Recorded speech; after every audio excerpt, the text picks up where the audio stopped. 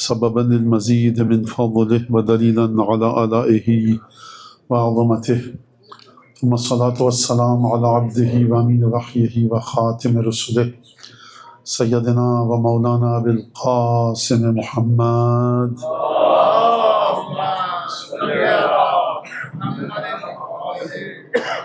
وعلى أهل بيته الطيبين الطاهرين الذين أذهب الله عنهم الرجس وطهرهم تطهيرا.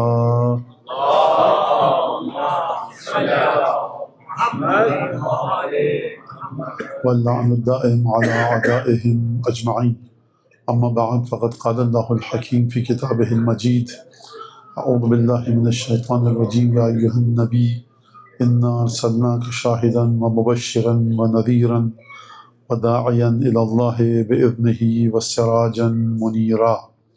درود پر دیجیے محمد آل محمد.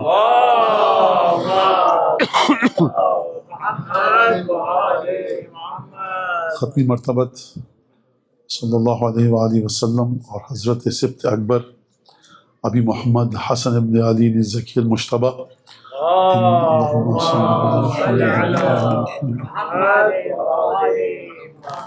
ان دونوں ہستیوں کی مناسبت سے اچھی گفتگو آپ کے سامنے پیش کی جا رہی ہے. اور ظاہر سی بات ہے کہ ایک روایت کے مطابق 7 سفر ہے، جو کہ نجف اور قم کے مراجع اسی 7 سفر کو فوقیت دیتے ہیں، لیکن کوئی حرج نہیں ہے کہ 28 سفر کی تاریخ کو بھی امام مجتبی کی شہادت کے دن کے طور پر منایا جائے. اور یہ 28 سفر یقیناً ایک مصیبت عظمیٰ ہے، اہل بیت کی زندگی میں مصیبت کبریٰ ہے. جو روایت نقل کی شیخ کلینی نے رسول خدا کی وفات اور رسول خدا کی شہادت کے سلسلے میں، اس میں بڑا عجیب جملہ شیخ کلینی نے استعمال کیا، ابھی آپ کے سامنے میں پیش کرتا ہوں. اور یہ جو روایت، ابھی جو آیت میں نے آپ کے سامنے پڑھی، سورہ احزاب کی آیت ہے کہ جس میں ارشاد رب العزت ہو رہا ہے کہ یا ایھا النبی، اے ہمارے نبی، اے ہمارے رسول، اے پیغمبر، انا ارسلناک، یقیناً ہم نے آپ کو بھیجا، ہم نے تم کو بھیجا، نازل کیا، شاہداً و مبشراً، گواہ بنا کر بھیجا، مبشراً خوشخبری دینے والا بنا کر بھیجا، اور نذیراً خوف خدا دلانے والا بنا کر بھیجا، اور داعیاً الی اللہ باذنہ، اور اللہ کی جانب دعوت دینے والا بنا کر بھیجا، اور تمہیں ایک خاص اجازت حاصل ہے خدا کی جانب سے، وسراجاً منیرا، اور تم کو ایک ایسا چراغ بنا کر بھیجا جو منیرا روشنی دیتا رہے گا. خوب توجہ کیجیے گا، پروردگار عالم عربی کا لفظ منور استعمال کر سکتا تھا، سراجاً منورہ، روشن چراغ. ترجمہ اگر کیا جائے روشن چراغ تو درست نہیں ہے، منیرہ یعنی اس چراغ سے روشنی مسلسل نکلتی رہے گی. جیسے ہی کسی کی حقیقت کے بارے میں آپ یہ بات کریں کہ اس کی ذات سے کوئی چیز نکل رہی ہے، تو کوئی ذات بھی ہو وہ ایک دفعہ چلی جائے گی. ختمی مرتبت کی ذات 10 ہجری 28 سفر کو دنیا سے آپ تشریف لے گئے. تو یہ سراجاً منیرہ کہاں گیا؟ سورہ ابراہیم میں پروردگار اعلیٰ ارشاد فرما رہا ہے: حبیب کتاب انزلناہ الیک، یہ قرآن ہم نے تم پر نازل کیا، لتخرج الناس من الظلمات الی النور، تاکہ تم لوگوں کو من الظلمات، اندھیروں سے نکال کر نور کی طرف لے کر آؤ. تو اب یہ سمجھ میں آیا کہ حبیب خدا جب تک موجود ہیں، قرآن جب تک موجود ہے، ہدایت کا عمل چلتا رہے گا. لیکن ایک دفعہ قرآن مجید نے ارشاد فرمایا کہ تم قرآن کے ذریعے ان کو گمراہی سے نکالو گے. تو جب 28 سفر کو رسول خدا دنیا سے چلے گئے، تو اس کے بعد کون ہے وہ ہستی کہ جو قرآن کی مدد سے لوگوں کو اندھیروں سے نکالے؟ کون ہے اب وہ ہستی کہ جو سراج منیرہ ہو؟ تو لہٰذا اب اگر کوئی کافر آ کر آپ سے پوچھے تو آپ یہ کہہ سکتے ہیں کہ دیکھیے حضور، یہ آیت تو قرآن میں ہے لیکن اب کوئی سراج منیر نہیں ہے. تو کافر غیر مسلم آپ سے کہہ سکتا ہے کہ اس کا مطلب ہے نبی کا نور ختم ہو گیا. تو یا یہ مانیے کہ کفار تک، غیر مسلموں تک نبی کا نور نہیں پہنچ رہا. قبر کے بارے میں آپ نے کہا کہ نبی کی قبر ہمارے مردوں کی قبر ایک سی ہے، نبی دنیا سے چلے گئے تو نبی اور ہمارے مردوں کی کیفیت ایک سی ہے. حبیب دنیا سے چلے گئے، ہدایت کے 2 ستون تھے، ایک قرآن اور ایک حبیب خدا. حبیب خدا دنیا سے چلے گئے، ہدایت اپنے ایک ستون پر ہے. اس کا مطلب ہے ہدایت ناقص ہے. اگر ہدایت ناقص ہے، ہدایت مکمل نہیں ہے، ہدایت کمپلیٹ نہیں ہے، تو جو غیر مسلم مسلمان نہیں ہو رہا تو قیامت میں اس کے پاس خدا کے خلاف حجت ہوگی. خدا تو نے ہدایت کے 2 ستون تھے، ایک ستون بلا لیا اپنے پاس، ایک ستون پر ہدایت قائم نہیں رہ سکتی، لہٰذا میں جو غیر مسلم ہوں تو یہ تیری وجہ سے ہوں، ورنہ مجھ تک ہدایت پہنچتی۔ تو نے خود ہدایت کے 2 اجزاء قرار دیے تھے، ایک ہدایت کا جز تھا قرآن، دوسرے رسول خدا۔ پروردگار تو نے رسول خدا کو کہا تھا سراجا منیرا، جب وہ سراج، وہ چراغ چلا گیا، اب مجھے نور نہیں ملا تو میں کروں تو کیا کروں، لہٰذا اب حجت میرے پاس ہے، تیرے پاس نہیں ہے۔ دعا نطبہ میں آپ کیا جملہ پڑھتے ہیں ہمیشہ ہر صبح جمعہ کو، لِأَلَّا يَكُونَ لِلنَّاسِ عَلَى اللَّهِ حُجَّةً، پروردگار ارسلتا، تو نے مسلسل ارسال کیا، ہادین، ایک دفعہ ہدایت کرنے والے بھیجے، منذرن، خوف خدا دلانے والے بنا کر بھیجے، اور اس کے بعد تو نے ایک تسلسل کو آگے بڑھایا۔ کس لیے تو نے یہ کام کیا؟ تاکہ تیرے بندے قیامت میں جب تیرے سامنے جائیں تو تیرے خلاف بندوں کے پاس کوئی ثبوت نہ ہو، تیرے ہاتھ میں بندوں کے خلاف ثبوت ہو۔ تو پروردگار عالم کی اس الوہیت کو، اس ربوبیت کو کہ ہمیشہ پروردگار عالم کی ذات اعتراضات کی حد سے بالا تر رہے، اس کا انتظام خدا نے کیا رسولوں کو بھیج کر۔ اب رسول چلے گئے، آپ نے کہا دیکھیے صاحب رسول خدا چلے گئے، نبوت چلی گئی، نبوت ختم ہو گئی، اب کوئی رسول جیسا نہیں ہے، تو قرآن سے پوچھنا پڑے گا کہ قرآن ختم نبوت کی بات کر رہا ہے یا اختتام عصمت کی بات کر رہا ہے؟ قرآن مجید نے ختم نبوت کی بات کی ہے، اختتام عصمت کی بات نہیں کی۔ لہٰذا اگر نبی کی زندگی کی برکت سے، نبی کے صدقے سے قرآن کے ثبوت، قرآن کے پروف اس بات کی جانب اشارہ کر رہے ہیں کہ رسول خدا چلے گئے، نبوت ختم ہو گئی، لیکن کیا عصمت جو نبی کے ذریعے آئی تھی وہ بھی نبی اپنے ساتھ لے کر چلے گئے؟ تب تو ہدایت منہدم ہو گئی، لیکن نبی جاتے جاتے اپنی عصمت کے نقوش، اپنی عصمت کے ٹریسز نہیں کہوں گا، ریزیڈیو نہیں کہوں گا، بلکہ ہو بہو اپنی عصمت چھوڑ کے گئے کہ نہیں گئے؟ مطلب یہ تو پھر رسول کہہ دیجئے نہیں یہ بات مت کیجئے، قرآن کی آیتیں سنیے پہلے کہ نبی جب دنیا سے گئے تو اپنے جیسا علم، اپنے جیسا تقوی جو تھا نبی کا تقوی، خوب توجہ کیجئے، جب ہم یہ کہہ رہے ہیں آپ سے، آپ نے مجھ سے کہا مولانا یہ جو میرے پاس گاڑی ہے یہ جب تک آپ یہاں رہیں گے یہ آپ استعمال کیجئے، تو اس کا مطلب ہے کہ آپ کی حیثیت اصالتاً برقرار ہے، اصل میں آپ کی حیثیت ہے، گاڑی آپ کی ہے، لیکن جب تک میں یہاں رہوں گا فائدہ آپ کی گاڑی سے اٹھاؤں گا۔ مان نہیں گھر ہمارا کمرہ، جب تک آپ اس کمرے میں رہیے تو میں آپ کے دیے ہوئے کمرے میں رہ رہا ہوں، میں ہوم لیس نہیں ہوں، میں شیلٹر لیس نہیں ہوں، تو آپ کی حیثیت کو برقرار رکھتے ہوئے میں اس سے فائدہ اٹھا رہا ہوں۔ جب تک گفتگو اس طرح کی ہو تو آپ یہ نہیں کہہ سکتے مولانا آپ تو ہماری پراپرٹی کے مالک بن گئے، آپ نے تو ہماری گاڑی کو ہتھیا لیا۔ اس کا مطلب ہے کہ میں نے اسی چیز سے فائدہ اٹھایا جو آپ نے مجھے دی۔ اگر یہ بات سمجھ میں آ گئی تو اس کو آگے بڑھائیے کہ رسول خدا کی ذات پر نبوت ختم ہو گئی، لیکن کیا رسول خدا کسی کے وجود کو دیکھا؟ رسول خدا نے اپنی عصمت منتقل کر کے گئے کہ نہیں گئے؟ قرآن سے پہلا سوال۔ دوسرا سوال، یہ جملہ بھی درست نہیں ہے کہ اپنی عصمت منتقل کر کے گئے۔ یہاں رسول خدا کے بس میں نہیں ہے کہ رسول خدا منتقل کریں، بلکہ خداوند تبارک و تعالیٰ منتقل کرتا ہے۔ قرآن کی طرف چلیے، سورہ یاسین۔ اب دیکھیے اعلان جو کیا ہمارے برادر نے رسول خدا اور جناب امام مجتبیٰ، تو دونوں ہستیوں کا حق کسی حد تک ادا کرنے کی کوشش کروں میں، اور آپ بھی کوشش کریں سننے کی کہ دونوں ہستیوں کا حق کسی حد تک ادا ہو جائے۔ قرآن فرما رہے سورہ یاسین میں، پروردگار حبیب دیکھو، ما علمناہ الشعر وما ینبغی لہ، نہ ہم نے شعر اپنے نبی کو سکھایا ہے، نہ اس کے اسٹیٹس سے میچ کرتا ہے، بلو اسٹینڈرڈ ہے۔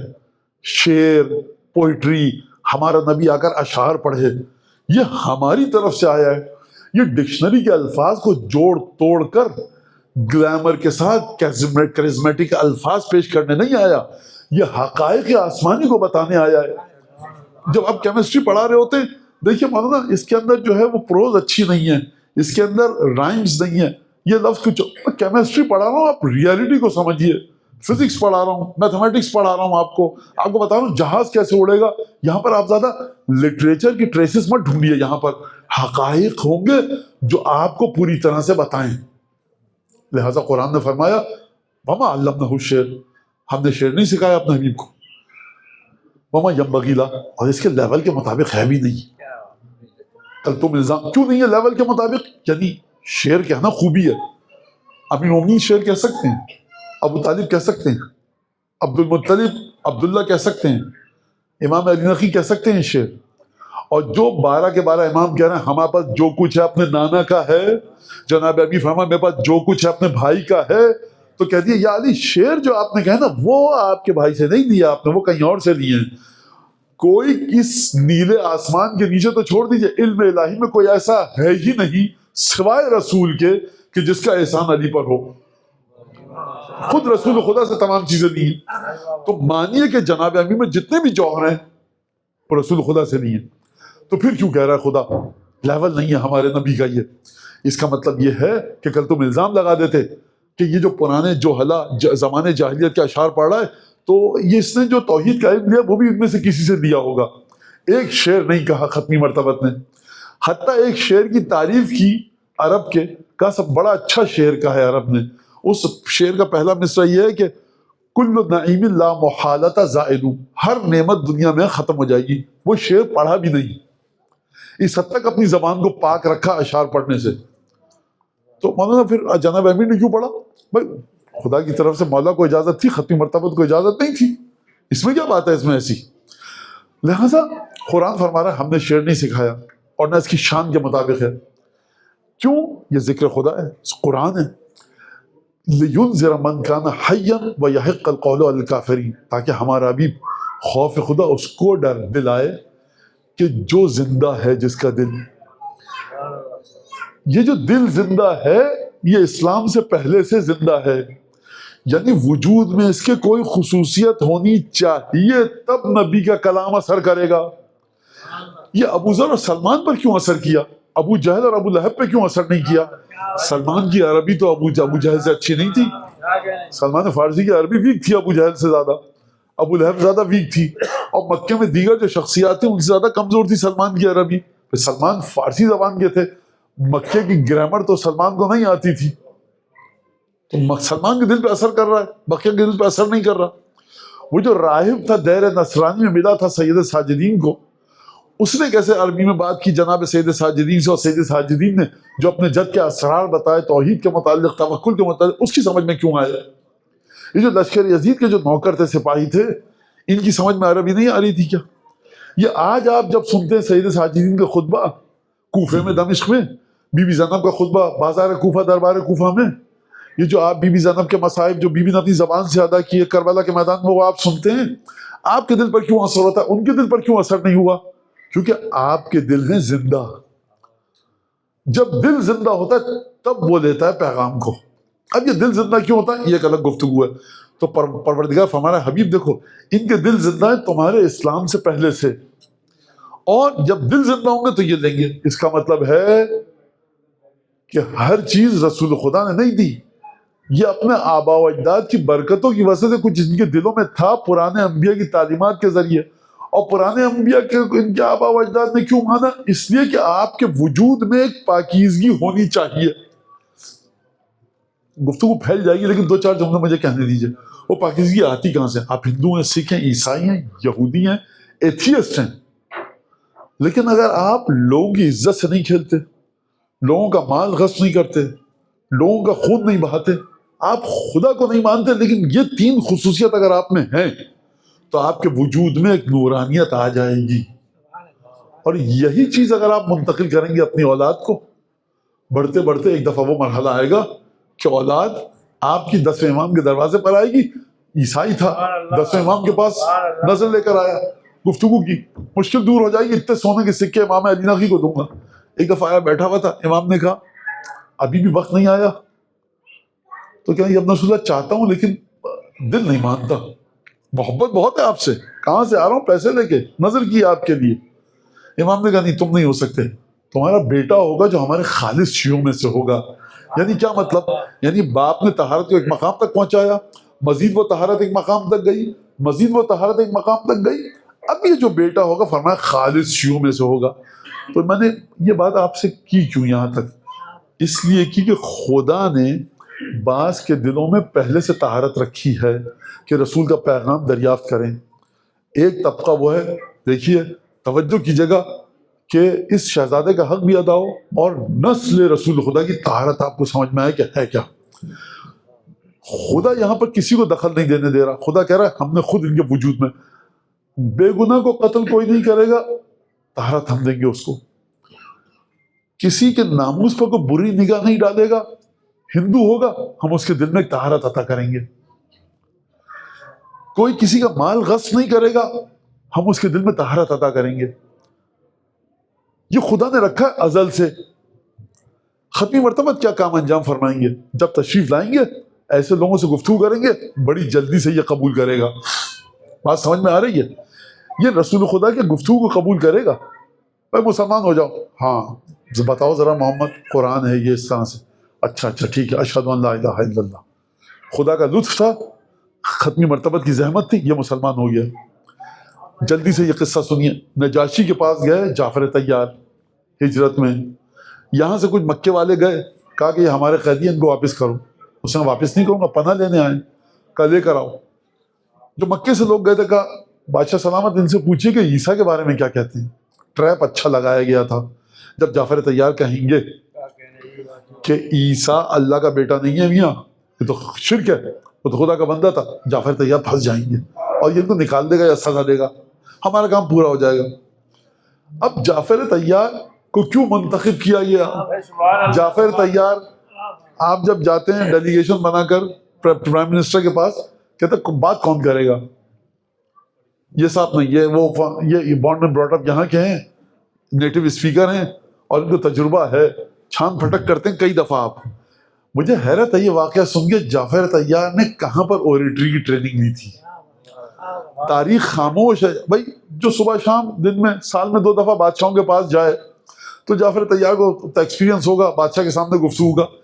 پہلی اور آخری دفعہ ہے کہ جعفر طیار بادشاہ کے سامنے گئے ہیں اور پورے مکے کے لوگ کہنے جعفر طیار آپ گفتگو کیجیے گا.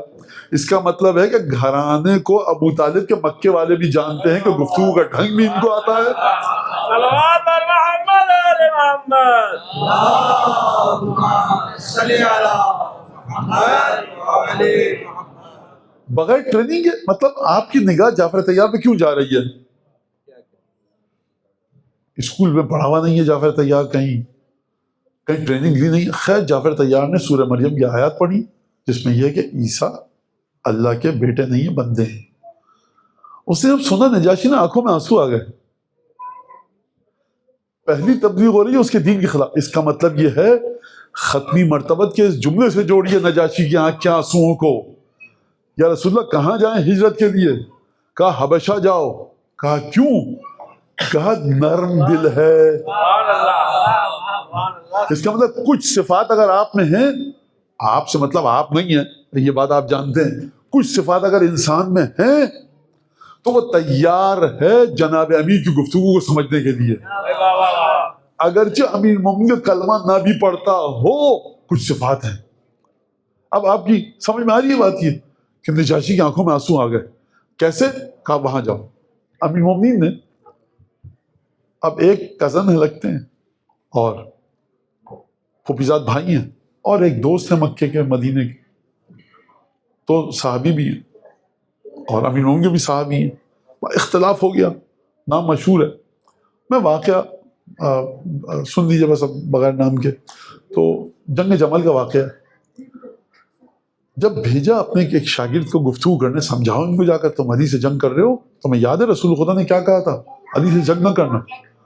دیکھو اس سے گفتگو مت کرنا، اس سے گفتگو کرنا جو ہمارا پھوپھیزاد بھائی ہے. کیوں؟ یہ علی کا نرم مزاج آدمی ہے، سنتا ہے بات کو، سمجھتا ہے، پھر گفتگو کا جواب دے گا. اس کا مطلب یہ کہ آئمہ ڈھونڈ رہے ہیں کہ کون ہے جو بڑے غور سے گفتگو سنے، مزاج میں نرمی ہو، پیش میں نہ آ جائے، غصے میں نہ آ جائے، ٹیمپر کو لوز نہ کرے. میں کیوں آپ کو تھکا رہا ہوں؟ کچھ صفات ہوتی ہیں ایسی جو تیار کرتا ہے خدا لینے کے لیے. کافر گھر میں پیدا ہوئے ہو ہم تیار کریں گے. لہذا خوب توجہ کی آپ نے. اب یہاں پر آگے بڑھیے. گفتگو کہاں سے چلی تھی؟ عصمت کو چھوڑ کر گئے بطور میراث، بطور لیگیسی. ہے کوئی ہماری اس لیگیسی کو لینے والا؟ ہے کوئی ہماری اس میراث کو لینے والا؟ ہے کوئی ہماری اس صفت کو، اس ورچیو کو انہیریٹ کرنے والا، ورثے میں لینے والا؟ گفتگو یہاں چل رہی ہے ہماری. تو جو عام مسلمان کلمہ پڑھ کے مسلمان ہوگا اس کے لیے کچھ صفات ہونی چاہیے.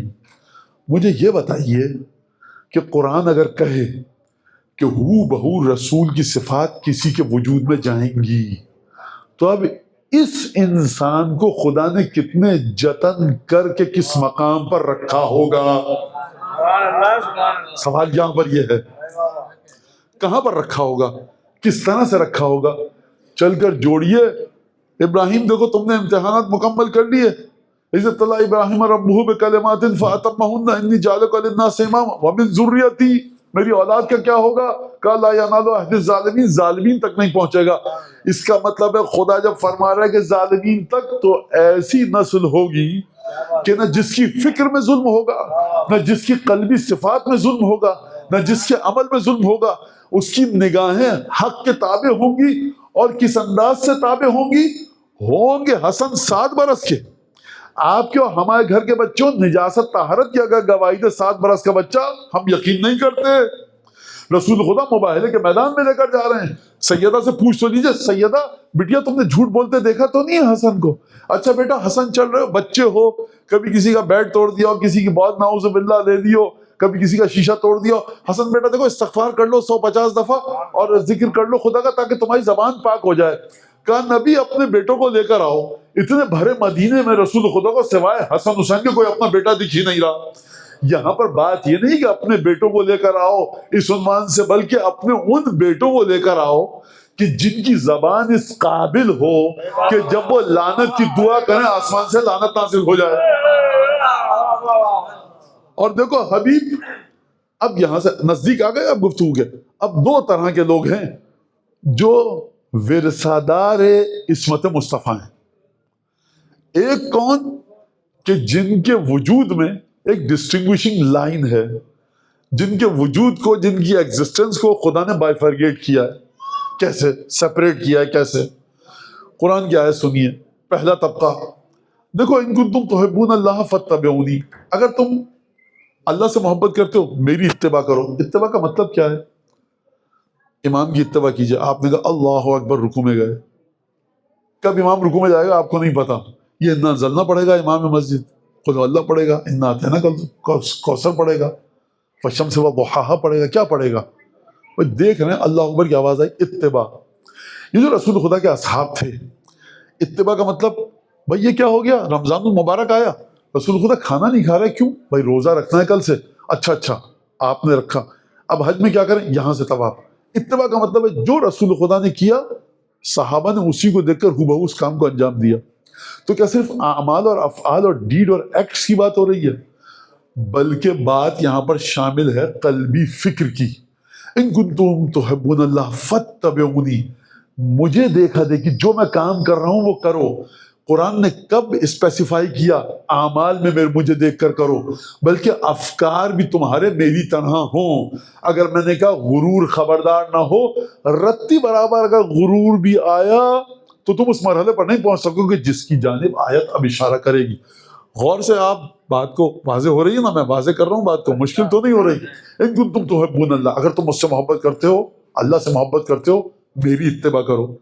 اب یہ ایک صحابی کل مسلمان ہوئے, پرسوں ہوئے, 1 سال پہلے رسول کی اتباع کر کے اپنے آپ کو پیوریفائڈ کیا, عمل میں بھی, سوچ میں بھی, قلبی صفات میں بھی. عبادت کے کمال پر آ گئے. تحفہ کیا ملے گا؟ یحببکم اللہ. اب تم اللہ سے محبت نہیں کرنا, تمہیں پریشان ہونے کی ضرورت نہیں کہ اللہ سے میں محبت کرنا چاہتا ہوں. اب خدا تم سے محبت کرے گا. جب جس سے خدا محبت کرتا ہے اس کو آپ کیا کہتے ہیں؟ اس کو کہتے ہیں حبیب خدا. تو حبیب خدا ایک نہیں ہے حضور اس آیت کے مطابق. جو عبادت کے اس مرحلے پر ہے, قرآن کہہ رہا ہے یحببکم اللہ, تم اللہ کے حبیب ہو. تو پروردگار حبیب خدا تو مصطفیٰ تھے, یہ اور حبیب کہاں سے آ گئے؟ کب مصطفیٰ کے صدقے میں حبیب خدا ہیں. خود مصطفیٰ اپنی ذات کے بلبوتے پر حبیب خدا ہیں. تم جب تک اپنے آپ کو مصطفیٰ سے جوڑ کر رکھو گے حبیب خدا ہوگے. کیسے یہ حبیب خدا ہوئے؟ اتباع مصطفیٰ کی تو حبیب خدا ہوئے. ایک صحابی ہے 2 سال کا 3 سال کا, اس کا نماز واجب نہیں ہے, یہ اتباع کیسے کرے گا؟ جو واجب ہے ہی نہیں کیسے کرے گا؟ اب اگر اتباع کے لیے لازم ہے کہ دوئیت ہونا، ایک بائنری سسٹم ہو، میں نے صحیح لفظ یوز کیا، رسول خدا الگ ہو، یہ شخص اتباع کرنے والا الگ ہو. اگر اتباع کرے گا تو اس کمال پر پہنچے گا کہ رسول خدا کے صدقے میں یہ بھی حبیب خدا بن جائے گا. یعنی سلمان حبیب خدا ہیں، یعنی ابوذر حبیب خدا ہیں، مقداد حبیب خدا ہیں. یہ کسی خاندان میں پیدا ہوئے، آئے، اتباع کی، حبیب خدا بن گیا. قرآن کی آیت کہہ رہی ہے. اب مجھے یہ بتائیے کہ وہ ہستی جس پر ابھی لازم اور واجب ہی نہیں ہوا ہے ظاہری لحاظ سے کہ رسول خدا کی اتباع کرو، بچہ ہے، نماز واجب ہی نہیں ہے اس پر، روزہ واجب ہی نہیں ہے، وہ جو بھی کام کرے اس کے اوپر کوئی شریعت نے پابندی نہیں لگائی، لیکن اس کے باوجود 7 برس کے بچے کے بارے میں حدیث قصہ میں رسول خدا فرمائیں انہم منی وانا منہم. اور حسن مجتبیٰ چادر میں جب آئیں، سید الشہداء چادر میں آئیں، خدا یہ نہیں کہہ رہا سیدہ کی وجہ سے، سیدہ کے لیے کہتے سمجھ میں آ جائے گی بات، عبادت کمال پر ہے. خدا نہیں کہہ رہا علی بن ابی طالب کی وجہ سے، خدا حضرت ختمی مرتبت کا نام نہیں لے رہا، کہہ رہا جبریل دیکھو ما خلقت السماء مبنیہ ولا ارض مدحیہ ولا فلکا یدور ولا بحر یجری ولا فلکا یسری. انہی 5 کی وجہ سے پروردگار محمد علی فاطمہ کی وجہ سے تو کہہ دیتا کہ کائنات بنائی تو سمجھ میں آتی ہے. یہ حسن اور حسین 6 اور 7 برس کے ہیں، مدینے کے بچے ہوں گے، ان کو نجاست طہارت کی تمیز نہیں ہوگی. محبت تیری ادھر جائے گی جو مکمل مصطفیٰ کے وجود میں فنا ہو چکا ہو. فنا ہونا مصطفیٰ کے وجود میں مشروط ہے، سبجیکٹڈ ہے، محتاج ہے اس بات کا کہ معرفت مصطفیٰ ہو، اور معرفت مصطفیٰ اعمال مصطفیٰ کی معرفت ہو. یہ مصطفیٰ نماز شب پڑھ رہے ہیں، نیت ایسے ہوگی، اچھا یہ تکبر ہے، یہ غرور ہے، یہ حسد ہے، یہ نگاہ کو اپنی آلودہ کرنا ہے، یہ ایک ایک عمل کی معرفت ہوگی تب اتباع کر پائیں گے. ان بچوں پر شریعت نے کچھ واجب نہیں کیا ہے، تب ختمی مرتبت فرمان ہے یہ مجھ سے ہے میں ان سے ہوں. تو اب آپ کی سمجھ میں تسلسل آیا کہ اگر نہ ہوتے حسن اور حسین تو سراج منیرہ اپنا نور لے کر اپنے ساتھ چلا جاتا. خدا نے انتظام کیا تھا فاطمہ کی آغوش کو زیب و زین بخشنے کا، حسن مجتبیٰ کے ذریعے، سید الشہداء کے ذریعے. یعنی پروردگار عالم وجود حسنین کے ذریعے اعلان فرما رہا ہے کہ میاں تم ہوگے اس مرحلے پر کہ اتباع کرو تب ہم تم سے محبت کریں گے. یہ اتنے عظیم وجود کے مالک ہیں کہ انا اعطیناک الکوثر فصل لربک وانحر. صلوات بر محمد آل محمد.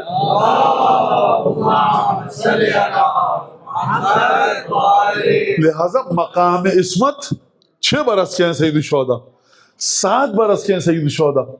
وہ مجھ سے کسی نے پوچھا، ورنہ وہ ایک بڑا پیچیدہ مسئلہ، وہ اب شرم بھی آ رہی ہے کہتے ہوئے، کیونکہ سید الشہداء کی شان کے مطابق نہیں ہے کہ ہمارے بچوں کو سوال کرنا نہیں چاہیے کہ تمام لوگوں نے بیعت کر لی تھی، امام حسین نے نہیں کی، کیا آپ امام حسین کے علاوہ کسی دوسرے کی طرف دیکھ کیوں رہے ہیں؟ انہم منی وانا منہم کی منزل پر امام حسین ہیں.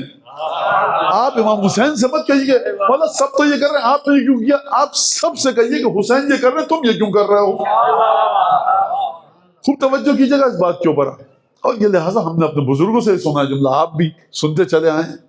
یہ حسن مجتبیٰ اور عجیب شخصیت ہے امام حسن مجتبیٰ کی، اور کہ کس طرح سے اب فضائل کا بیان ہو، بہادری کے جو واقعات ہیں، علم کے جو واقعات ہیں، معجزات جو ہیں امام کے وہ بڑے عجیب ہیں. اور کس طرح سے امیر المومنین کے جو ساتھ جو واقعات ہیں. پھر اس کے بعد آپ دیکھیے کہ حدیث قصہ کا جو واقعہ ہے آپ کے سامنے کہ جس میں وہ جملہ بڑا عجیب ہے، اور ہمارے ایک مومن دوست نے کہا کہ مولانا یہاں پہ بھی آپ دہرا دیجیے وہ باتیں، تو اس وجہ سے میں دہرا رہا ہوں، اور جو کل سن چکے ہیں ان سے معذرت کہ تکرار ہوگی ان کے لیے. کہ آپ معرفت دیکھیے امام حسن مجتبیٰ کی. اب یہ میں اس لیے نہیں کہہ رہا کہ آپ دیکھیے کہ 7 برس کا بچہ کہاں پر ہے. یہ واقعہ دلیل ہے کہ یہ 7 برس کا بچہ نہیں ہے، یہ مرکز عنایت و توجہ الہیہ ہے. 3 ہستیوں نے، امیر المومنین نے بھی وہی جملہ کہا ہے، امام حسن نے بھی، امام حسین نے بھی. امیر المومنین کہیں، لوگ کہیں گے ان کو بڑی بات نہیں ہے. یہ واقعہ تقریباً 30 برس کی عمر تھی جناب امیر کی. یہ واقعہ تقریباً آخری دور کا ہے ختمی مرتبت کی عمر کے. بعض اچھا تاریخ میں جائیے 5 ہجری کسی نے کہا، کسی نے 8 ہجری، 9 ہجری، 10 ہجری، یہ سب ملتے ہیں واقعات، لیکن بہرحال اور اس پہ سوالات ہیں کب ہوا واقعہ. مفسرین نے کہا دیکھو کبھی کبھی ہو یہ واقعہ تو ہوا ہے. مباہلہ اور آیت اتھیر دونوں جڑواں بہنیں ہیں، سمجھ لیجیے. مباہلے کی آیت پہلے نازل ہوئی ہے، آیت اتھیر واقعہ سے لگتا ہے کہ بعد میں نازل ہوئی ہے. جب چلے مباہلے کے لیے تو اس طرح سے لے کر چلے. اور ہو سکتا ہے کہ آپ تاریخ میں پڑھیں اس کے برخلاف، تو کوئی مسئلہ نہیں ہے، تاریخ ہے، مختلف لوگوں نے مختلف انداز سے نقل کی ہے. چلیے آپ اس بات کی طرف. امیر المومنین نے ایک جملہ کہا ہے نہج البلاغہ میں، کہا کہ کچھ ہر سال کچھ مدت کے لیے رسول خدا مدینے سے مکے سے باہر تشریف لے جاتے تھے، اور لا یراہ غیری، اراہ ولا یراہ غیری، میرے علاوہ کوئی رسول خدا سے نہیں ملتا تھا، میں ساتھ ہوتا تھا رسول خدا کی. مولانا نے فرمایا ہے عبادتوں کے لیے چلے آتے تھے. اور اس کے بعد وہاں ایک جملہ ارشاد فرمایا ہے کہ کنت اشم ریح النبوہ وارا نور الرسالہ. یہ کب کی بات ہے؟ ابھی پہلی وحی نہیں آئی ہے. رسول خدا بقول احباب کے ایک عام سے آدمی ہے، نعوذ باللہ. لوگ کہتے ہیں یہ میرا عقیدہ نہیں ہے، عام سے مکے میں کہ ٹھیک ہے، اور کبھی رسول خدا نعوذ باللہ کو غلط سلط چیز بھی کھا لی اور انتہائی غلیظ پانی کا پی لیا کہ ارے تم نے مجھے اس سے پانی پلا دیا، یہاں بٹھا دیا، اچھا یہ تو جانور ذبح نہیں ہوا تھا. تو وہ رسول خدا بھائی رسالت کے بعد جب رسول آپ جیسا ہے تو رسالت سے پہلے کا رسول تو بالکل آپ جیسا ہونا چاہیے، لہذا بڑا یہ ظلم ہوا ہے. خیر تو فرمایا کہ میں جاتا تھا ساتھ. ابھی پہلی وحی آئے گی، رسول خدا غار حرا سے تشریف لائیں گے زمین پر مکے میں، اور پھر کہیں گے مسلمان ہو جاؤ، مجھے رسالت ملی ہے اور جبریل آئے تھے میرے پاس. ابھی رسول خدا رسالت کا اعلان نہیں کیا. امیر المومنین رسول خدا جاتے ہیں، عبادتیں دونوں بھائی ساتھ کر رہے ہیں. فرمائے ان ایام میں ساتھ ہوتا تھا اور میں خوشبو نبوت کو سونگتا بھی تھا، نور رسالت کو دیکھتا بھی تھا. ابھی آسمان سے فرشتہ نہیں آیا ہے، لیکن جناب امیر فرمانا میں نور رسالت کو دیکھتا بھی تھا، خوشبو نبوت کو سونگتا بھی تھا. خدا کی قسم اگر تمام صحابہ میں سے کوئی بھی یہ دعویٰ کرتا، نہج البلاغہ کے علاوہ کسی اور کی کتاب میں ہوتا، تو مفسرین کے قلم ان اوراق کے چیتھڑے اڑا دیتے. ابھی نبی نہیں بنے رسول کیسے دعویٰ کر رہا ہے؟ یہ کسی میں جرت نہیں ہے علی بن ابی طالب کے اس جملے پر اعتراض کرنے کی. یعنی جانتے ہیں کہ یہ جو شخص گفتگو کر رہا ہے یہ عین حق بتا رہا ہے. اب کوئی علی سے پوچھے یا علی ابھی تو آپ کے بھائی رسول نہیں بنے، ابھی تو ایک عام سے آدمی ہے مکے کے، ابھی تو ان کو کچھ پتہ ہی نہیں، یا آپ نور رسالت دیکھ کیسے رہے تھے، یہ خوشبو نبوت سونگ کیسے رہے تھے؟ تو جناب امیر شاید جواب دیں دیکھو میاں جب رسول بنیں گے وحی آئے گی، تمہارے سامنے اعلان کریں گے، تم سنو گے، پھر اتباع کرو گے، نماز روزہ کرو گے، یہ تمہارے لیے ہے، تم ہو الگ خاندان کیوں، ہم ہیں اسی درخت سے. انا وعلی من نور واحدہ من شجرۃ واحدہ وسائر الناس من شجر شتیٰ. لہذا یہ ایک جملہ اب اس کو سن لیا آپ نے. امام مجتبیٰ سیدہ کے پاس تشریف لاتے تھے، امیر المومنین آتے تھے کہ سیدہ آج آپ کے بابا نے مسجد میں یہ بتایا ہے. سیدہ فرماتی کہ جی مجھے پتہ لگ چکا ہے، حسن بتا چکے ہیں آ کر. اچھا اب یہاں پر ایک اور مسئلہ ہے، 5 برس کا بچہ ہے، 4 برس کا بچہ. سیدہ کو کہنا چاہیے ہاں یا علی آپ ٹھیک سے بتا دیجئے، بچوں کی زبان کا کیا بھروسہ، کھیل رہے ہوں گے، اور آپ بتائیے کیا حکم آیا ہے. عجیب ہے. سیدہ کہہ رہی ہے یہ بتا چکے ہیں، مجھے بتائیے فصاحت و بلاغت کے امام ہیں جناب امیر، حکم جس طرح سے جناب امیر بتا رہے ہیں، سیدہ کہہ رہی ہیں یہی بتا چکے ہیں حسن مجھے. یہ حسن نہیں گفتگو کر رہے، یہ سراج منیرہ کا محافظ گفتگو کر رہا ہے.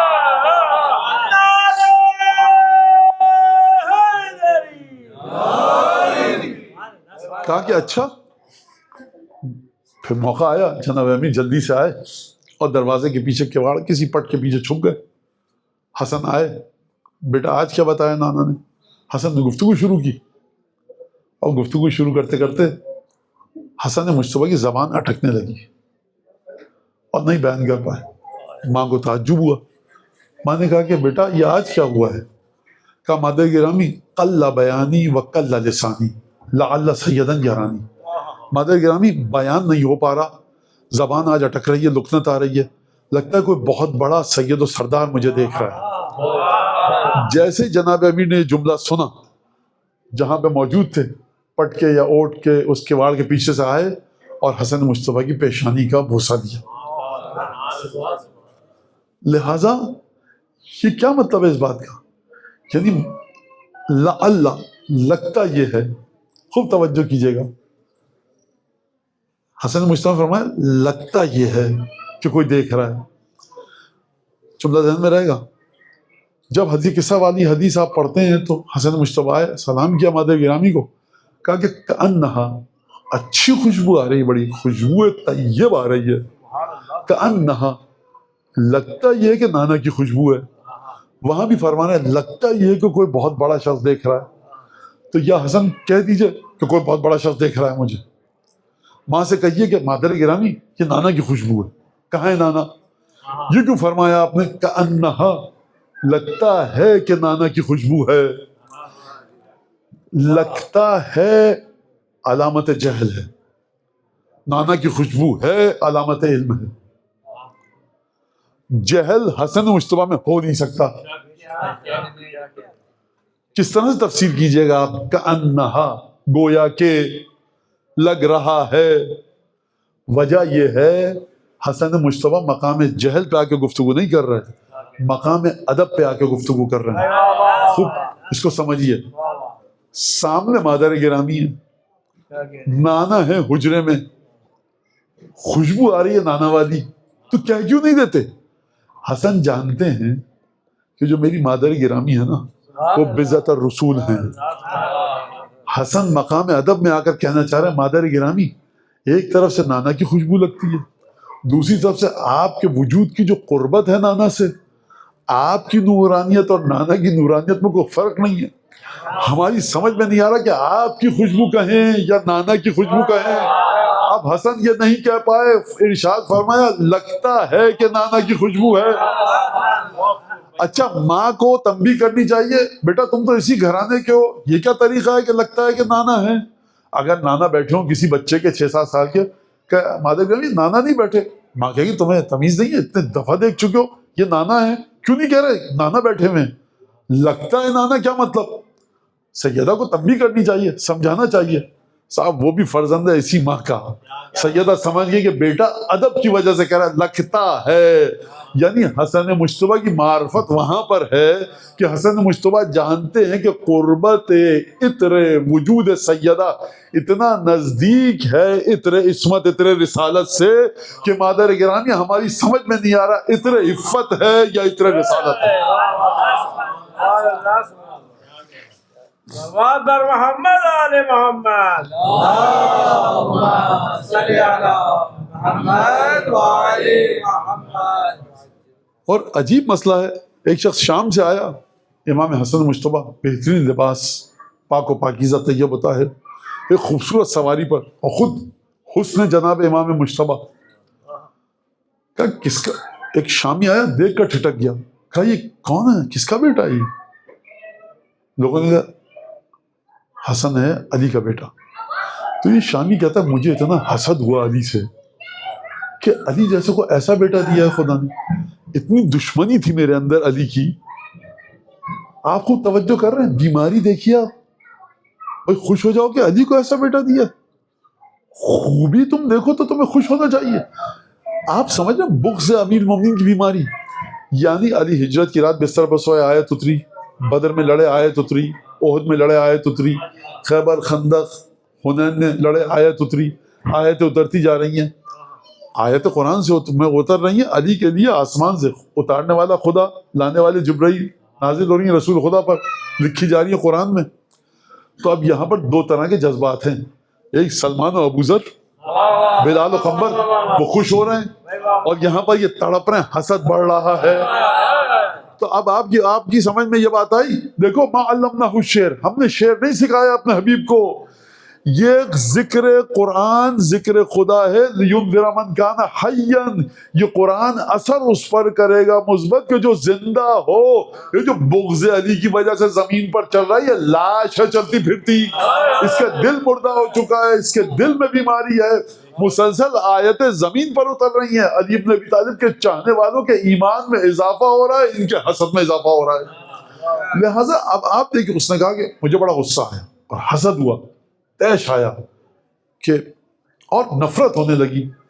آپ خوب توجہ کیجئے، آپ کے دشمن کی اولاد ہے، پیاری سی بیٹی آئے گی چھوٹی سی خرد سال 2-3 سال کی، پیارا سا بچہ آئے گا، منع ہے تو دشمن لیکن اولاد پیاری ہے ماشاءاللہ، کتنے دیکھیں کیوٹ حرکتیں کر رہا ہے اور ایک معصومانہ.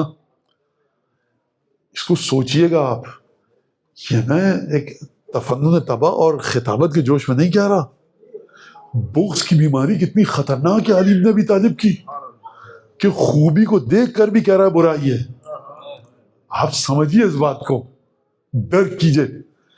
اس سے بڑی بیماری میں نے قرآن میں نہیں دیکھی، بغض امیر المومنین سے بڑی بیماری، کہ جہاں پر ہر خوبی برائی لگنے لگے.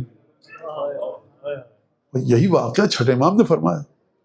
گفتگو کو روک دیجئے تاکہ دیکھیے صحت کا خیال اس وقت رکھے گا جب بیماری کا خطرہ انسان کو پتا ہو. چھٹے امام کے پاس آیا، سورہ ملک آپ سب کو یاد ہوگی، اور اگر سب کو نہیں اکثریت کو یاد ہوگی. کہ رسول اللہ اس آیت کا مطلب سمجھ میں نہیں آیا. کہ کون سی آیت؟ کہا فَلَمَّا رَأَوْا زُلْفَةً سِيَتْ وُجُوهُ الَّذِينَ كَفَرُوا، جب ان لوگوں نے اس کو اتنا نزدیک دیکھا تو کافروں کے چہرے بگڑ گئے. کہ اپنا رسول اللہ کس نے کس کے نزدیک کس کو دیکھا؟ آپ تو دعویٰ کرتے ہیں کہ پوری تفسیرات کو آتی ہے، بتائیے کس نے کس کو دیکھا. اچھا اپنی جیب سے نکال کے نام مت رکھیے گا، ہم تو چھٹے امام سے لے رہے ہیں. جس سے بھی آپ لیجئے گا روایت کو، اس کے لیے حدیث لائیے گا رسول کی کہ اس کو تفسیر بیان کرنے کا حق ہے. اے لیول کا کورس تبدیل ہو گیا صاحب، بچے نے پڑھا فیل ہو گیا. کیوں فیل ہو گئے؟ مولانا صاحب سے پڑھا تھا، مولانا کو عربی فارسی آتی ہے. تو مولانا کو کس نے، یہ سرٹیفائڈ ٹیچر ہے کیا اے لیول کی؟ نہیں سرٹیفائڈ تو نہیں ہے. پھر کیوں گئے تھے؟ یہ جائے گا نمبر کہ سرٹیفائڈ ٹیچر سے پڑھو اے لیول کے لیے. بچہ پڑھے گا نمبر اچھا آ جائیں گے. اے لیول کے لیے سرٹیفائڈ ٹیچر چاہیے. قرآن کی تفسیر کے لیے ہر آدمی تفسیر کرتا رہے، کوئی مسئلہ نہیں ہے. لہذا چھٹے امام کے پاس آیا راوی، کہا یہ کون کس کے نزدیک ہوگا؟ تو کوئی کسی کے نزدیک ہوگا. کس کے چہرے بگڑ جائیں گے؟ کافروں کے. امیر مومنین فرمائے اذا کان یوم القیامہ، جب قیامت کا دن ہوگا تو پروردگار عالم ممبر رکھے گا علی تلۃ من المشک، مشک کے ڈھیر پر. مسک جو عربی میں مسک اور اردو میں اور فارسی میں مشک کہتے ہیں. مشک کے ڈھیر پر خدا ممبر رکھے گا.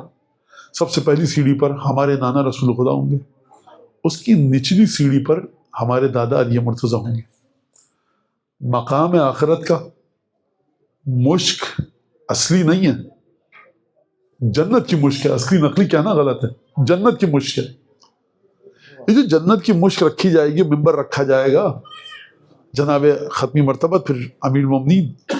تو جناب امام صادق علیہ السلام نے فرمایا جب وہ لوگ کہ جو بغض رکھتے ہیں علی سے جب گزریں گے ممبر کے سامنے تو کہیں گے یہ یہاں بھی اتنا نزدیک ہے رسول سے. اور سیت وجوہ الذین کفروا، کافروں کے چہرے بگڑ جائیں گے. اب آپ سمجھیے بغض جناب امیر کی بیماری کو. مشک ہے جنت کی. ختمی مرتبہ فرماتے ہیں کئی ہزار میل کے فاصلے سے خوشبو آئے گی. بغض علی کی بیماری وہ ہے کہ جنت کی مشک کے ڈھیر کے سامنے سے گزرے علی کا دشمن اس مشک کی خوشبو کو نہیں سونگھ سکتا، تب بھی بغض علی کی دشمنی میں گرفتار ہے. لہذا عبادتوں کی کیا لذت آئے گی بغض امیر المومنین کے ساتھ. ختمی چھٹے امام نے یہ ارشاد فرمایا. اب آپ کی سمجھ میں آیا یہ کس کا بیٹا ہے؟ حسن مجتبیٰ علی کا بیٹا ہے. بغض کیوں آیا؟ اب یہ بغض آ گیا، دو مرحلے ہیں بغض کے. جہل کی وجہ سے ہے یا عناد اور عمدی ہے، تعمد ہے، جان بوجھ کر ہے.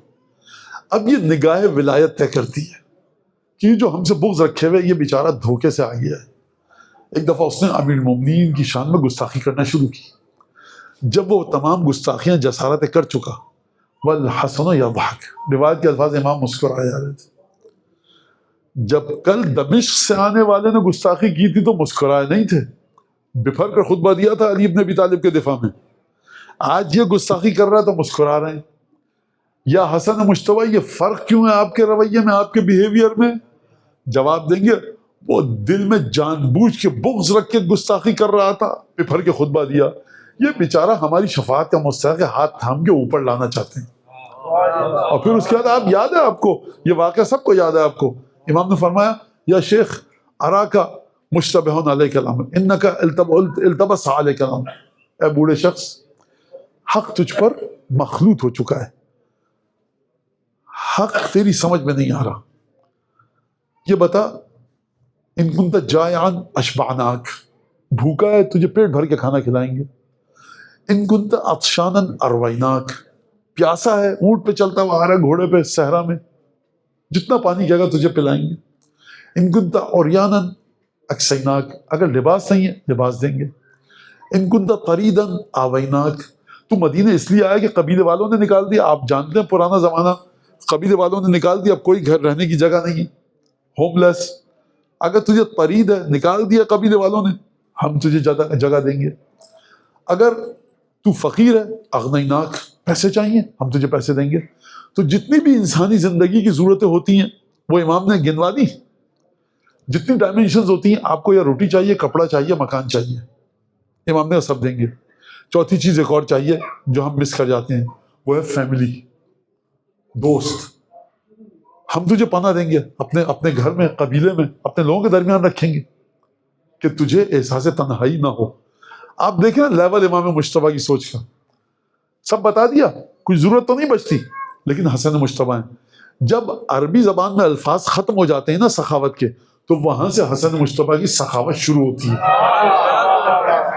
فرمایا ان کانت لک حاجتن قضینا، اگر اس کے علاوہ کوئی اور حاجت بھی ہے بتا، ہم وہ بھی پوری کریں گے.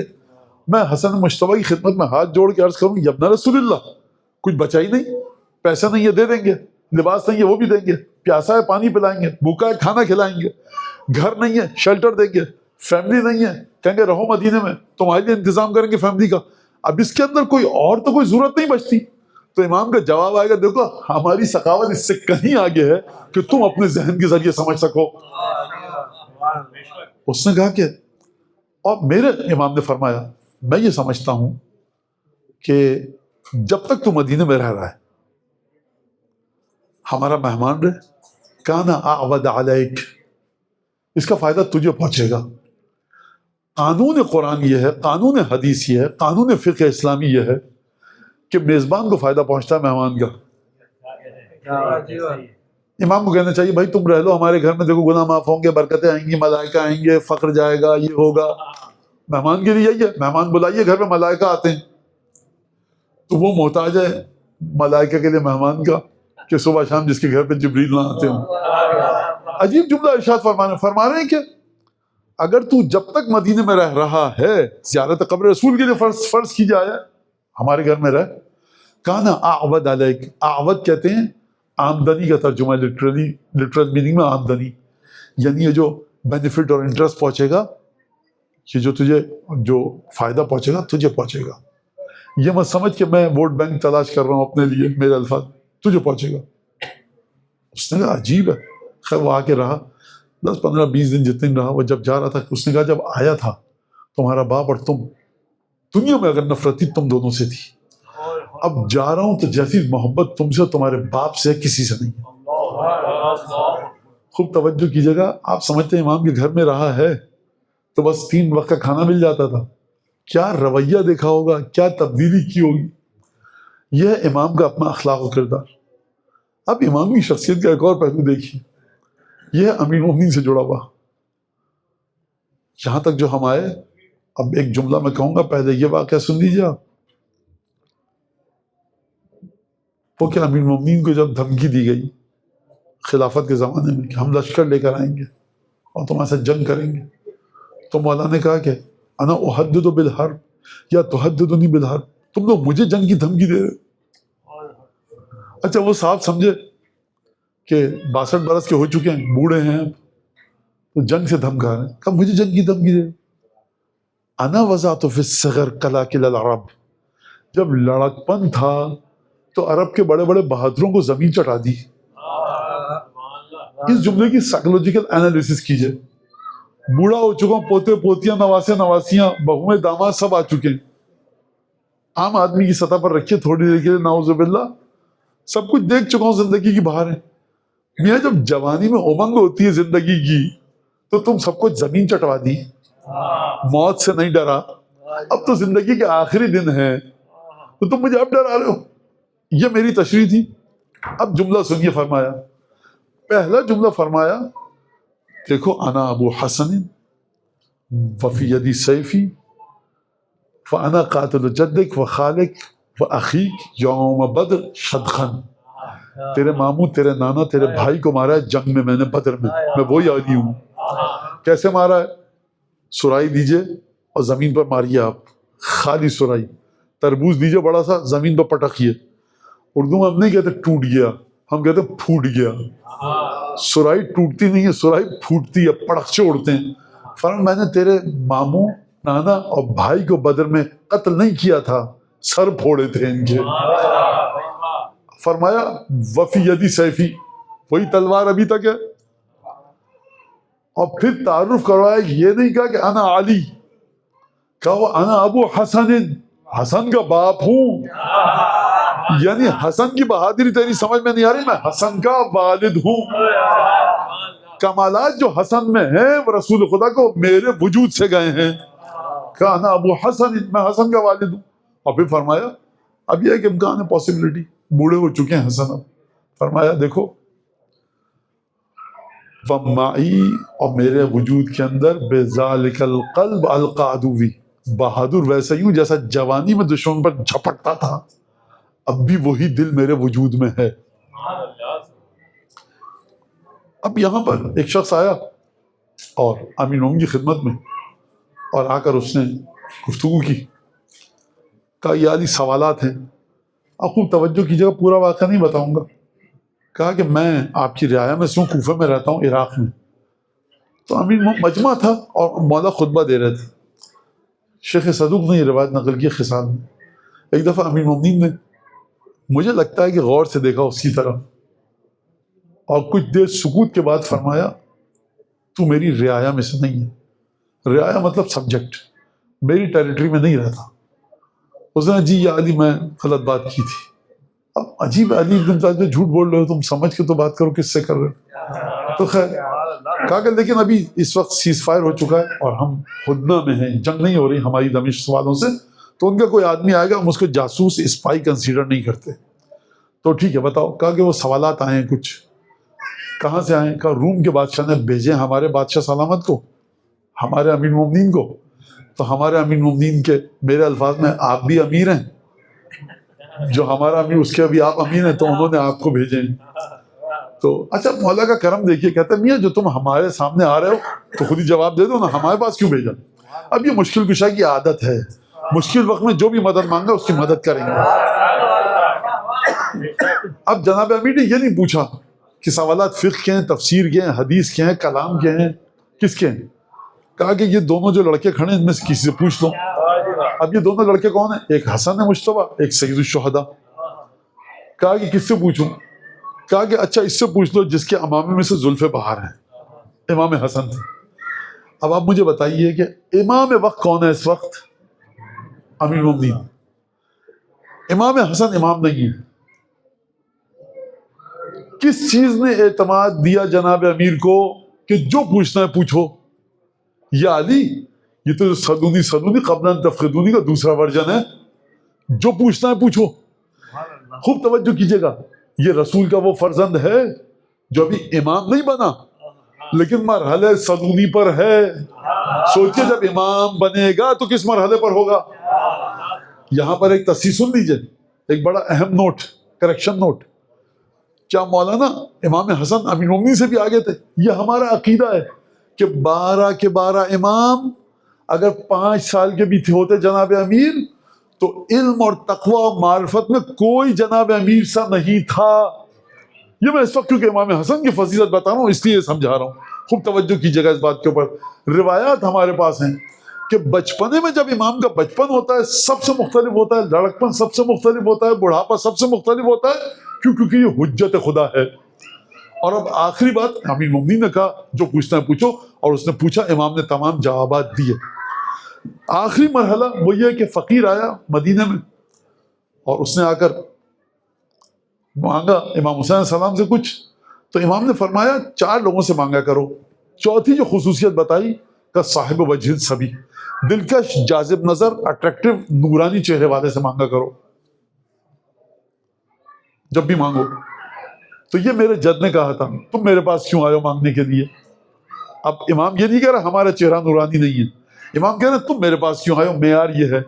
اس نے یہ جو آپ کے نانا نے فرمایا ہے, تو میں نے بھی آپ کے نانا سے ایک حدیث سننی ہے, سن لیجئے. فرمایا آپ کے نانا نے جو میرے بعد میرے چہرے کو دیکھنا چاہے وہ حسن اور حسین کے چہرے کو دیکھے. اب آخری واقعہ اور اس سلسلے کا عظمت امام حسن مجتبیٰ. ایک راوی کہتا ہے میں مکے گیا حج کے لیے, علی شہید ہو چکے تھے, علی شہید ہو چکے تھے. میں جب طواف کر رہا تھا تو مقام ابراہیم کے پاس یا حجر اسود کے پاس میں نے 2 لڑکیوں کو دیکھا کہ وہ آپس میں بحث کر رہی ہیں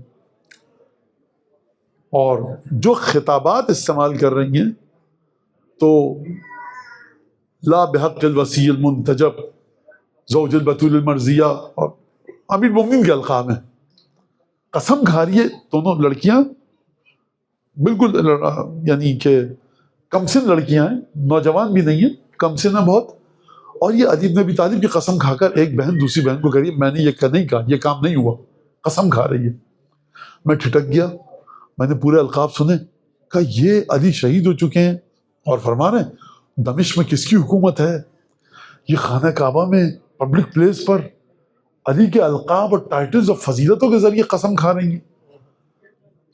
میں نے کہا کہ من المنعوت, یہ کس کی صفات بیان کر رہی ہے, تم جانتی بھی ہو کون ہے یہ آدمی, کون تھا انسان یہ؟ مطلب انجان بن کے میں نے پوچھا یہ کون تھا؟ کہا کہ کون ہو سکتا ہے سوائے اس کے العالم بالقضیہ والعادل بالسویہ, سوائے اس کے کون ہو سکتا ہے جو قرآن کے ہر فیصلے سے واقف ہے, کون ہو سکتا ہے جو اپنی رعایا میں جس نے ہمیشہ عدل کیا, کون ہو سکتا ہے سوائے رسول کے بھائی کے بطول مرضیہ فاطمہ زہرا کے شوہر کے 11 اماموں کے باپ کے علاوہ کون ہو سکتا ہے؟ کہ پہلے تو میں ٹھٹکا تھا, اب تو میرے پیروں میں چلنے کی طاقت ہی نہیں رہی. میں نے کہا تم کیسے جانتی ہو علی کو, کم سن ہو تم اور اتنا خطرناک سینسر لگا ہوا ہے, جمعے کے خطبوں سے نعوذ باللہ لعنت کی جا رہی ہے, سزا کا ڈر نہیں ہے, یہ تم یہاں حج کے موقع پر.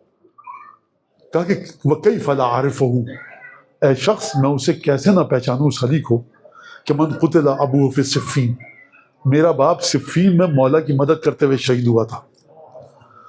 یہاں سے ایک اور جملہ کہہ دوں, باپ کی شہادت کا سبب ہے علی, اور اس کے باوجود بھی علی کی محبت دل سے نہیں گئی. یہ محبت علی اس مقام پر ہے کہ جن کو موت دی علی نے, وہ محبت میں ایسے گرفتار کہ موت پر فخر کر رہے ہیں علی کے ساتھ آئی, اور جن لوگوں کو زندگیاں دی بغض ایسا تھا کہ زندگی پر بھی قانے نہ ہوئے.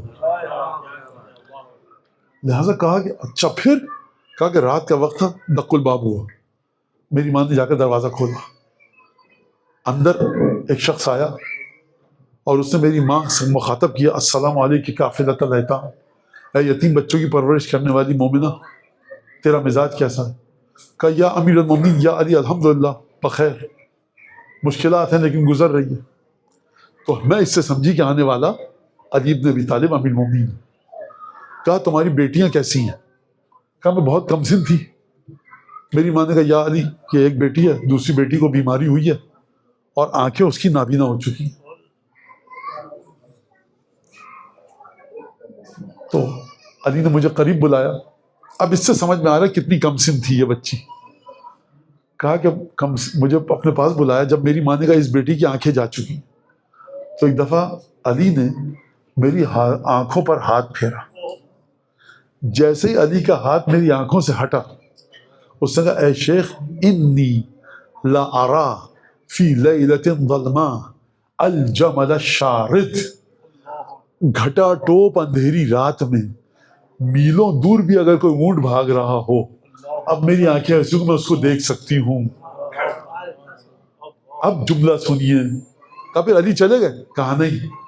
وَطَيَّبَ قُلُوبَنَا ہمارے ساتھ یتیموں کے ساتھ بیٹھ کر گفتگو کی, ہمارے دل کو خوش کیا. یاد رکھیے اگر کسی بھی معاشرے میں یتیم اور بیواؤں کے لیے آپ کے پاس پروگرام نہیں ہے وہ معاشرہ ناقص الایمان ہے جو بھی کہتا رہے. علی بن ابی طالب کی محبت سب سے پہلے آ کر محتاجوں کی مدد کرنے کا گر سکھاتی ہے. یاد رکھیے گا اس بات کو. مطلب یہاں پہ سب بہترین پراسپیرٹی ہے اپنے ملک میں, اپنے شہر میں, اپنے خاندان میں, ایکسٹینڈڈ فیملی میں, امیڈیٹ فیملی میں دیکھیے جا کر.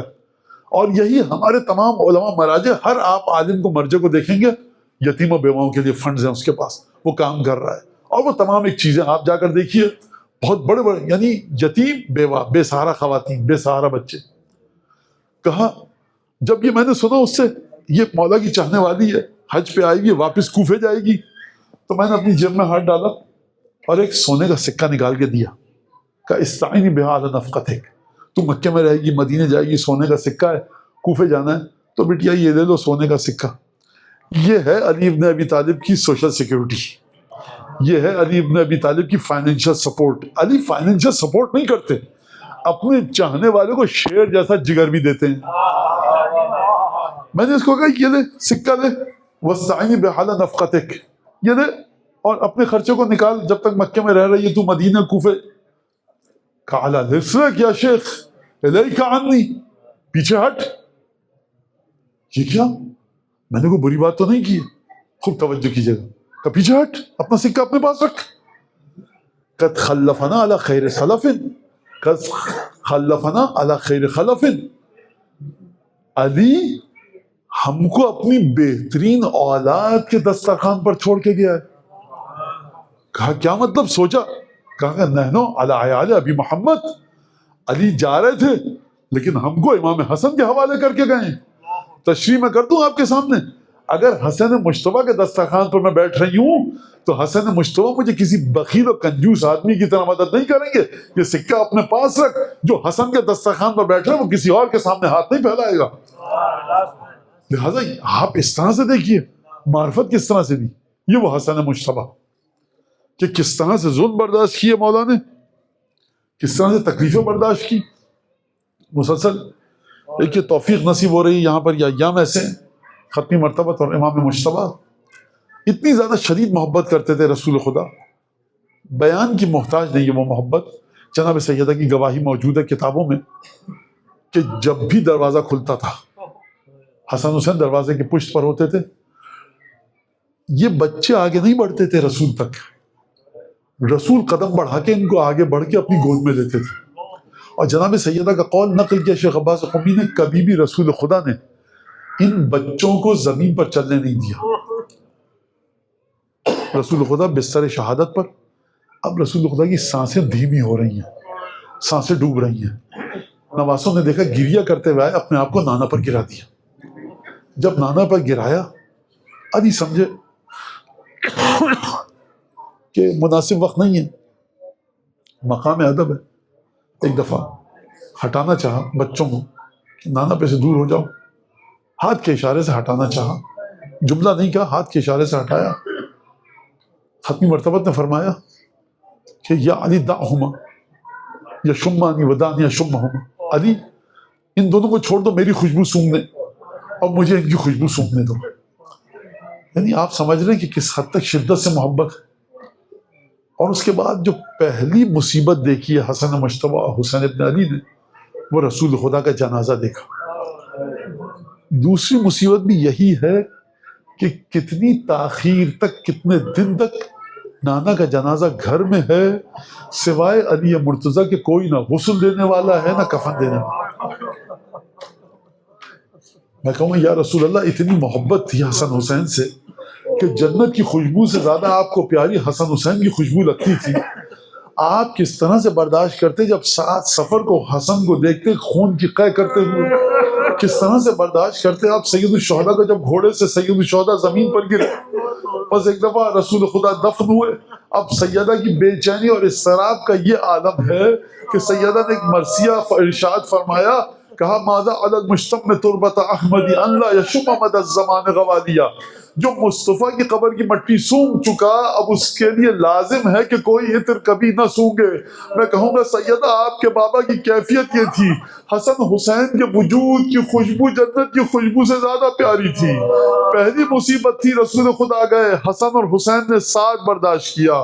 دوسری مصیبت یہ کہ ماں کے بازو کو زخمی ہوتے دیکھا، پہلو کو زخمی ہوتے دیکھا، باپ کے گلے میں رسیاں ڈالتے ہوئے دیکھا، محسن کی شہادت کو دیکھا، ماں کی خمیدہ کمر کو دیکھا، ماں کے بدنحیف و نزار وجود کو دیکھا۔ ایک دفعہ دیکھا رات کی تاریکی میں ماں کو دفن کیا گیا، حسن اور حسین نے ایک ساتھ اس مصیبت کو برداشت کیا۔ 21 رمضان کو باپ کے جنازے کو دفن کیا، حسن حسین نے اس مصیبت کو ساتھ برداشت کیا۔ لیکن ایک مصیبت ایسی ہے جو صرف حسن نے دیکھی ہے یا سیدہ نے۔ جب سیدہ دستاویز کو، اس کاغذ کو لے کر گئی، اس نوشتے کو لے کر گئی، ایک دفعہ حسن مصطفیٰ کے ہاتھ کو تھام کر لے کر گئی، آج اب رہی تھی دیکھا گیا، سند کو پارا پارا کیا گیا، لوہا میں دہن پھینکا گیا۔ سیدہ پر ظلم کون سا ہوا وہ میں نہیں بتا سکتا، صرف ایک جملہ کہوں گا، جب سیدہ گئی تھی تو چادر سیاہ تھی، کالے رنگ کی چادر تھی، جب آئی تو گلی کی گرد سے اٹی ہوئی تھی۔ نہ سیدہ نے بتایا کہ کیا ہوا، نہ حسن نے بتایا کہ کیا ہوا۔ علی نے ایک دفعہ چادر کو دیکھا، دل پر چھریاں چل گئی۔ بس ایک دفعہ حسن مجتبیٰ پر آخری وقت آیا، خون کی قے کرنا شروع کی، تشت میں خون کی قے، زہر عجیب تھا، اندرونی زخم لگے، خون کی قے کی۔ حسین آئے، چہرے پر کرب کے آسا۔ ایک دفعہ کہا اے حسن، بہن زینب آپ کی عیادت کے لیے آ رہی ہیں۔ علماء فرماتے ہیں، بیان فرمایا فوراً تشت کو چھپا دو۔ وجہ کیا ہے؟ بہت محبت کرتی ہے بہن، جب دیکھے کہ تشت خون سے بھرا ہوا ہے برداشت نہیں کر پائے گی۔ میں امام حسن کی خدمت میں عرض کروں گا مولا یہاں ایک خون کا تشت ہے۔ یہ بہن جب علی اصغر کا زخمی کرتا دیکھے گی، عباس کے بریدہ ہاتھوں کو دیکھے گی، علی اکبر کے لاشے کو دیکھے گی، حسین ابن علی کے سر اقدس کو نو کے نیزہ پر دیکھے گی، اس وقت کون بچا؟ ایک دفعہ لکھا یہ تواریخ میں، حسین کو بلا، آقا حسین نے، آپ بتائیے جب امام حسین آئے ہوں گے 17 بھائی آئے ہوں گے ساتھ میں، حسن مجتبیٰ نے آنکھیں کھول کر غش کے عالم میں دیکھا ہوگا، حسین موجود ہیں، عباس موجود ہے، محمد حنفیہ موجود ہے، 17 بھائی موجود ہیں۔ تقویت کا باعث ہوگا کہ نہیں ہوگا یہ واقعہ؟ زوجہ ہیں امام حسن کی، اولاد امام حسن، سب کا ہاتھ سونپا ہوگا حسین کے ہاتھ میں، اور کہا ہوگا بھیا میرے گھر والوں سے خبردار، ودائع امامت سپرد کیے ہوں گے۔ بہت ہی سکون کا باعث ہے کہ انسان آخری وقت میں اپنے عزیز ترین بھائی کو دیکھے۔ میں کہوں گا اے حسن مجتبیٰ کتنے خوش قسمت ہیں آپ کہ جب آپ کا آخری وقت آیا آپ نے حسین کو دیکھا، 17 بھائیوں کو دیکھا، لیکن کس قدر مظلوم ہے آپ کا چھوٹا بھائی حسین کہ جب گھوڑے سے زمین پر گرا، وقسم نظرا، اپنی نگاہوں کو تقسیم کیا، ایک طرف دیکھا فوج اشکیا خیمے کی طرف حملہ آور ہے، ایک طرف خیمے کو دیکھا، حسین نے غسل دیا، کفن دیا، قبر میں لا کر حسن کے جنازے کو رکھا، سنگ لہد جب رکھا تو یہ شعر کہہ کر باہر نکلے کہ بھیا حسن لٹا ہوا شخص وہ نہیں ہے کہ جو اپنے مال کو کھو دے، جس کا مال لٹ جائے، لٹا ہوا شخص وہ ہے جو تجھ جیسے اپنے عزیز بھائی کو اپنے ہاتھوں سے زمین پر رکھے، اور یہ کہہ کر باہر نکلے۔ لیکن مرحوم علامہ قزوینی فرماتے تھے کہ یہ نہیں کہا حسن کے دفن کے وقت کہ آج حسین کی کمر ٹوٹ گئی، کیوں نہیں کہا؟ کیونکہ حسن کی قبر کے باہر جب نکلے تو عباس موجود تھا، عباس نے کلیجے سے لگایا ہوگا، قلب کی ڈھارس بندی ہوگی، لیکن جب عباس کربلا میں گھوڑے سے زمین پر گرے فرمایا الان انکسر ظہری، آج میری کمر ٹوٹی، آج حسین یا حسین ماتم حسین۔ Ah